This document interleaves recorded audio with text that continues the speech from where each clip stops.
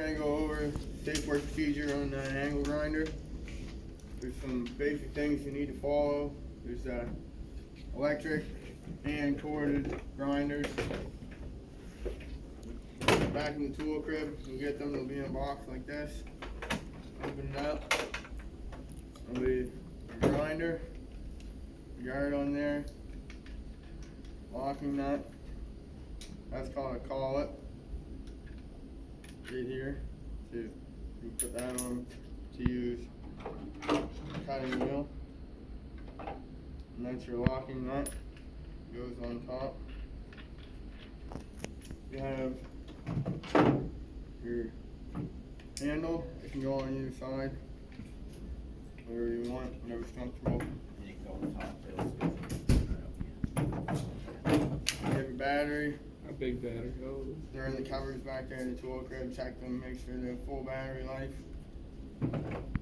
So if you want to go over safety things. Yeah, so for a grinder, it's a pretty dangerous piece of equipment if you're not careful with it. You always want to make sure you perform a hazard assessment to make sure you know what the hazards are and to identify them.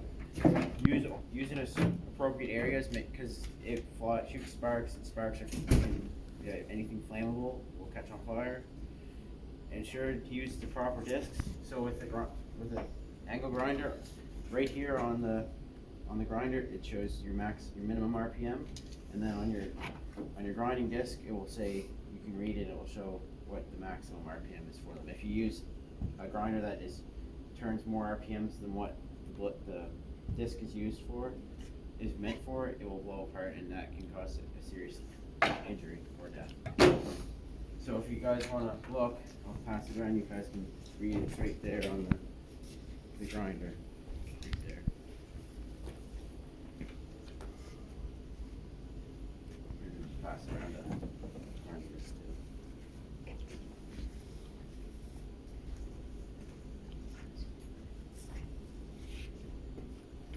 That's the electric one.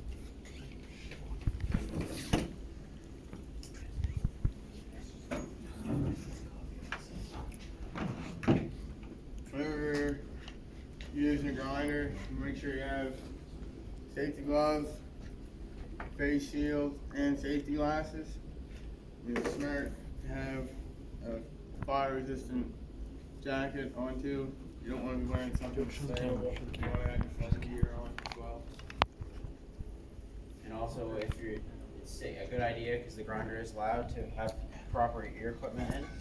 And also, if you're doing a lot of grinding or cutting, it's good to wear a dust mask. And when you're using you gotta inspect the wheels to make sure there's nothing wrong with them. Because if there is a slight crack in any of the wheels and you go turn it on, it will blow apart and it will ruin your day. Yeah, this is called a flap wheel, what people call them. They're more finer than your typical grinding wheels going around. There would be more from, this one here is 40 grit. We'll go from 40 to 120 typically. Whereas your grinding wheels are going to be more coarse for removing welds and stuff like that. Whereas your flap wheels are going to be for cleaning stuff up, span welds, all that. I guess we can go back and cut a couple things and show how to put a wheel on and all that.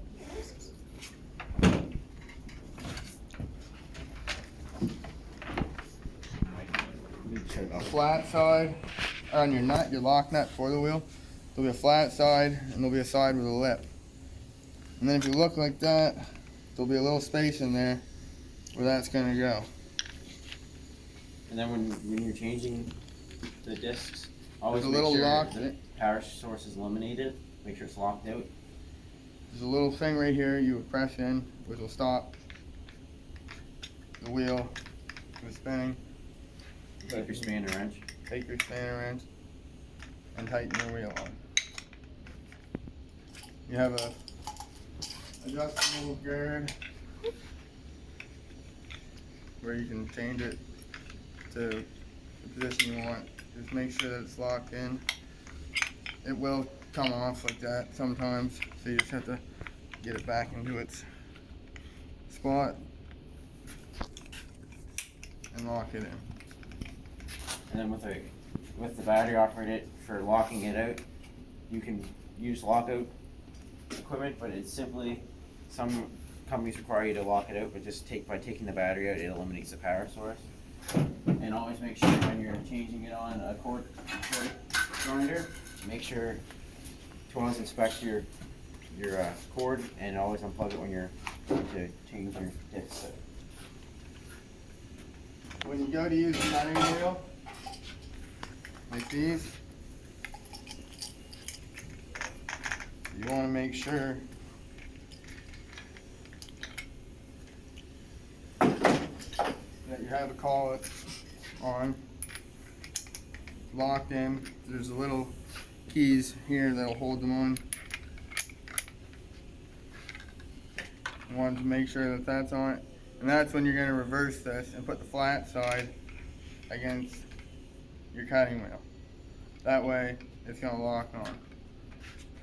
And always make sure when you go to use a disc like this, to always inspect it, make sure there's no cracks or anything, 'cause the slightest crack is really bad. And these will fly apart on side load. Very careful not to bury them too deep, not to get that pressure on the side.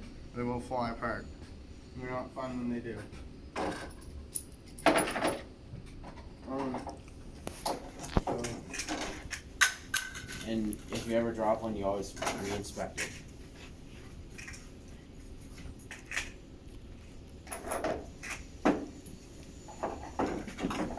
flap wheel, collet is down into the spacing.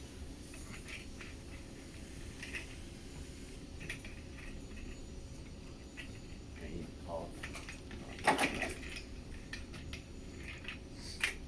Why it's easy to make mistakes, see? Yep.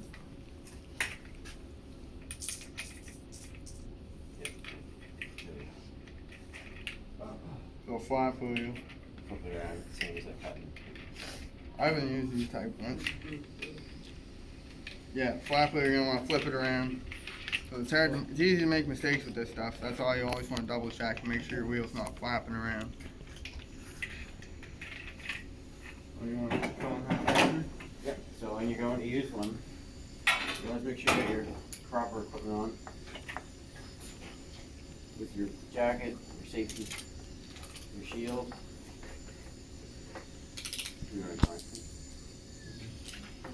Alright, we're going to use the flap wheel first to show you how it's good to clean up welds and stuff like that. So inspect the grind first before you go to use it. Make sure you got the proper RPMs for this. And you're going to get the nut off, put it on there like that, put it back on, spin it till it's finger tight. And then you're going to keep the span right. Tighten it on until it's tight. You're going to go, before you start the grind, inspect your area to see if there's any hazards, and make sure to never blow sparks on yourself, because it can burn holes in your clothes and burn holes in your skin and stuff like that. Keep an eye where your sparks are going. Yeah. And we'll need your gloves. And this is going to get loud here, but.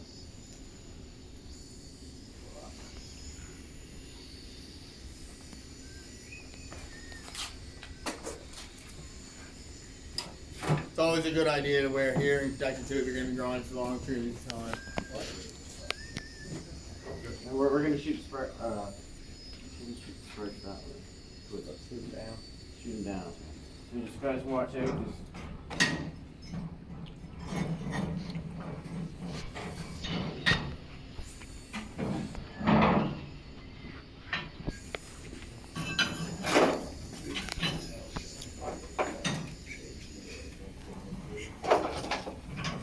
so when you go to use your grinder, obviously make sure your face shield's down. And with this one, it's a safety. You can't just squeeze it like that. You gotta first engage the little lever right here, and then it'll turn on. And let me show you how to clean off. And it never shoots sparks. If you can prevent it, never shoot sparks towards your cord. That will ruin your cord.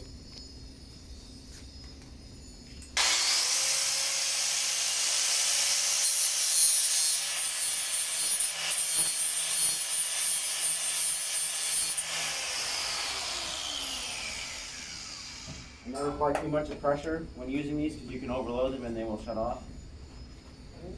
Cam's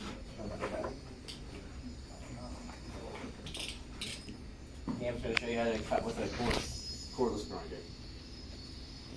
So, the cordless grinder comes in handy for multiple situations. You don't have to have a cord. So it basically makes it a lot better. This one has a safety trigger lock and we'll go flipping this little lever. So I have a cutting disc on this. I'm going to show you how to cut a piece of metal.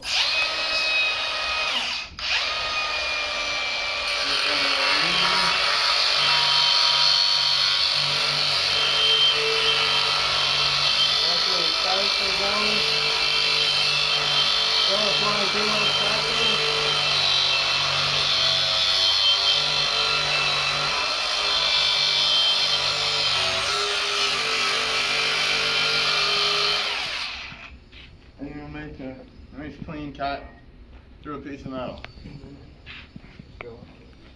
Here's our safe operating work procedure. If you guys just want to do that. You guys have any questions about the angle grinder?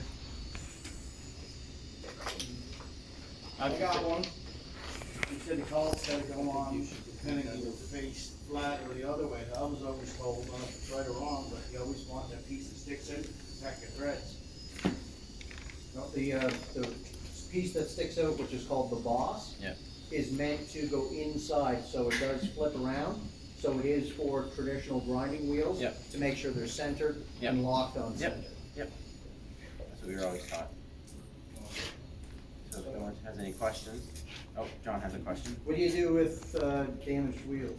You throw them right out. You do not use them at all. Is there anything else you need to do to a damaged wheel before you throw it out? Break it more. Yeah. You wanna make sure that it's completely unusable because there will be dumpster divers that go, oh, look, a grinder wheel. You put that in the pocket, they'll go use it, it could blow up on them. Yep.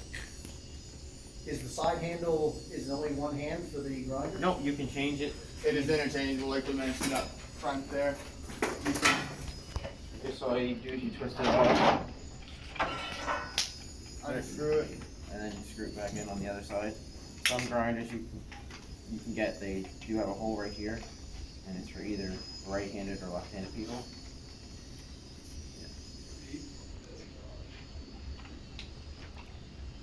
And your guard, you want to make sure that it's keeping your sparks away from your work, or away from You.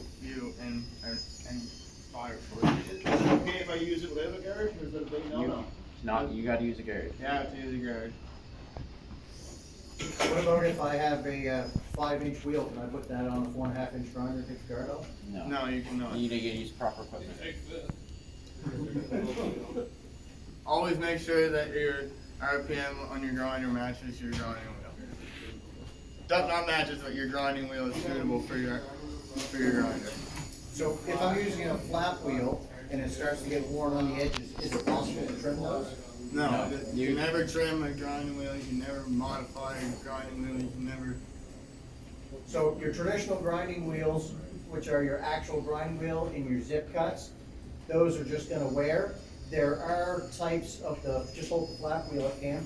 So the flat wheel is the one with the sandpaper on it. They do make brands of flat disc that you can actually trim once they get worn out.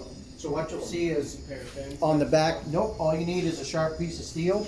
On the back, you'll see a trim line. It will give you a minor diameter that you can trim down to. So not all wheels are capable of doing that. So you want to make sure you check your wheel to see whether it's trimmable or not. And there is a guideline, all you need is a good sharp piece of steel to put them up against and it will just trim right off. Some of the flat discs too can be screwed on, you don't call it, they thread on. Yeah, there is some type of grinding wheels that will thread right onto your threads. The last one, the overload protection. Basically, your overload protection on the corded grinder is the breaker. So you pop the breaker if we try to draw too much, if we're trying to push the grinder to do too much. The cordless ones have the same type of protection. They'll go into thermal overload which means when we're asking the battery to supply more power than the grinder is capable of using because it's being overused,